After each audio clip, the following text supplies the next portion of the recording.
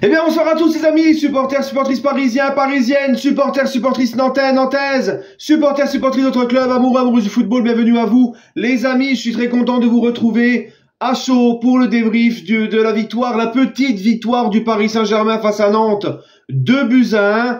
On va y revenir les amis sur ce débrief, une victoire pas facile, hein, vous avez vu, mais on va y revenir tout de suite. J'ai quand même un message très important, ça me tient à cœur les amis. Pour commencer cette vidéo par une grosse pensée à Kevin et toute sa famille. Voilà. Ce matin, j'ai reçu un message sur Instagram à 5 h du matin quand je me suis levé. J'ai regardé mes messages un petit peu que je reçois en privé sur Insta. Et là, j'ai reçu un message qui m'a énormément touché, beaucoup touché. D'une personne qui me disait que son frère, lui et leur père étaient des fans du PSG et ils aimaient énormément ma chaîne. Et que leur frère Kevin, qui était fan de ma chaîne, est malheureusement décédé d'un accident de la route. Voilà. Donc ça m'a beaucoup touché et je voulais faire une petite dédicace. Toutes mes condoléances à la famille. Grosse force à vous. Je pense fort à vous et grosse pensée à Kevin et toute sa famille. Voilà, ça m'a touché. Je dis tout le temps que mes abonnés, c'est un petit peu comme ma famille, d'accord ? Surtout ceux qui me suivent sur mes réseaux sociaux, vous savez un petit peu plus de choses que sur ma vie privée, des fois que je mets sur mes réseaux sociaux, tout ça. Donc ça m'a fait mal, ça m'a beaucoup touché. Donc encore une fois, toutes mes condoléances à sa famille et une grosse pensée pour Kevin et sa famille. Voilà les amis. Maintenant pour le match, je vais vous avouer que moi ce match, je me suis emmerdé. Voilà, je me suis fait chier. L'essentiel, c'est les 3 points. L'essentiel, et c'est ce qu'on va retenir, c'est le premier point, c'est que le PSG enchaîne une 8e victoire consécutive en Ligue 1. C'est le PSG qui prend les 3 points. Monaco avait gagné plus tôt dans la soirée à Rennes, donc il fallait absolument reprendre 6 points d'avance sur Monaco, qui était revenu à 3 points. On va attendre de voir ce que va faire Nice demain. Si Nice perd, on les laisse à 7 points. Bref, même s'ils gagnent, on garde notre avance qu'on avait avant cette journée. Donc c'est très bien. On a fait le strict minimum, fallait s'imposer pour garder notre aisance, notre avance au classement et surtout bien préparer et arriver à Dortmund tranquillement en confiance. D'accord ? Dortmund qui a d'ailleurs perdu ce week-end et qui avait encore perdu, je crois, la journée d'avant. Donc ils sont pas très en forme Dortmund, mais on y reviendra dans l'avant-match Dortmund-PSG. Maintenant les gars, mis à part ça, mis à part la victoire, etc., je n'ai pas apprécié ce match, je me suis ennuyé. Alors déjà, les choix d'Enrique, j'ai pas très bien compris. Soler au milieu, moi j'aime bien Soler quand il est à droite et qu'il remplace Hakimi. Mais là, Soler, dans ce milieu-là, à chaque fois Soler, je me demande à quoi il sert et qu'est-ce qu'il apporte dans le milieu de terrain du PSG. Donc Soler dans le milieu, Kangin sur un côté, Mbappé en 9. Et non, j'ai pas aimé. J'aurais préféré voir Mbappé sur un côté, Barcola sur un côté avec Mbappé, Kolo Muani ou Ramos, voire même Asensio en faux neuf, donc en neuf, parce qu'on a quand même dépensé très cher pour Ramos, très cher pour Kolo Muani, pour que ça soit Mbappé qui débute en neuf. Alors tu avais la possibilité de faire débuter soit l'un soit l'autre, voire même, comme je vous l'ai dit, Asensio en faux neuf. Kangin sur un côté, je suis pas fan non plus. J'aurais préféré voir Kangin dans ce cœur du jeu, dans ce milieu de terrain, et mettre un autre gars sous le côté. Je sais pas, faire commencer Dembélé, mettre Barcola à droite, Mbappé à gauche, ou il y avait des trucs à faire, tu vois. Parce que franchement, déjà, moi, Mbappé en 9, je suis pas du tout fan. Mbappé, il a besoin, et c'est pour ça ce soir, je l'ai vraiment pas trouvé bon. Mbappé a besoin d'espace. Mbappé est un joueur de profondeur, il a besoin de prendre la profondeur.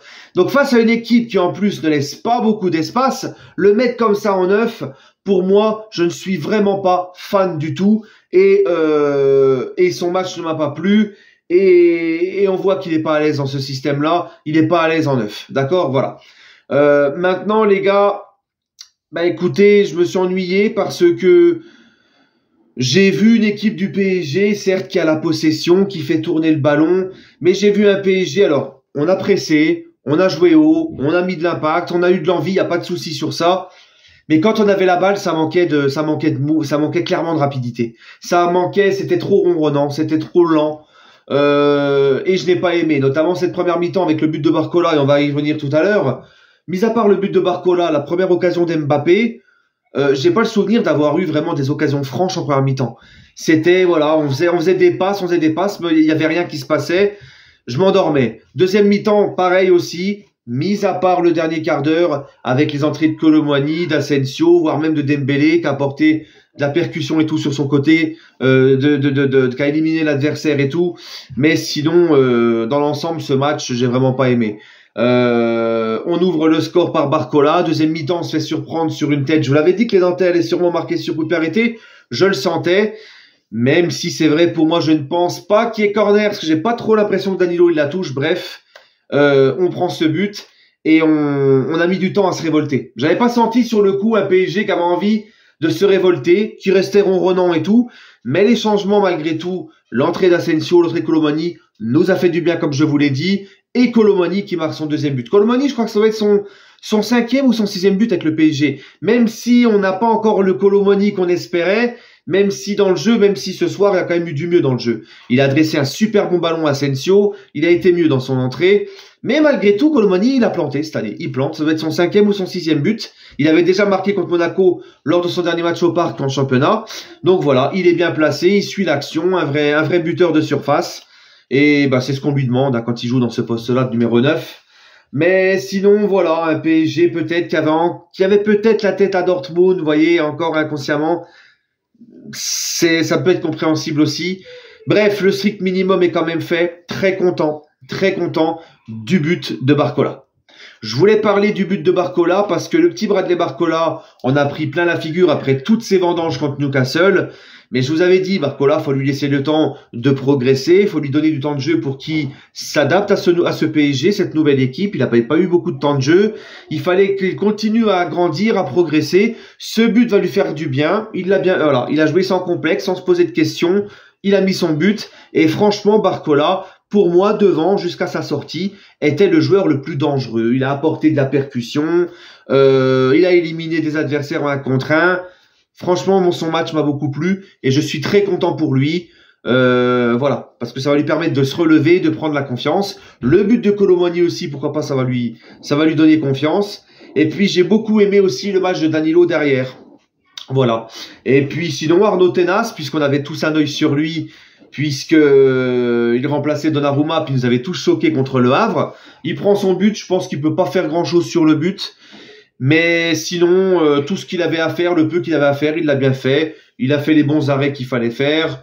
Il captait les ballons, il anticipait bien les ballons dans les sorties aériennes. Relance nickel. Franchement, voilà, très bon. Moi, j'ai trouvé bon. Maintenant, les amis, ben, comme je vous l'ai dit, on va quand même saluer la bonne réaction d'Enrique qui a donné beaucoup d'énergie devant son banc avec les entrées d'Asensio, Dembélé, de Kolo-Muani qui nous ont fait du bien. Mes tops, mes flops. En flop, je vais mettre Mbappé. Je vais mettre Soler au milieu de terrain. Et puis en top, je vais mettre Danilo derrière. Je vais mettre le petit Barcola. Et puis voilà. Si je dois mettre un troisième, l'entrée de Dembélé.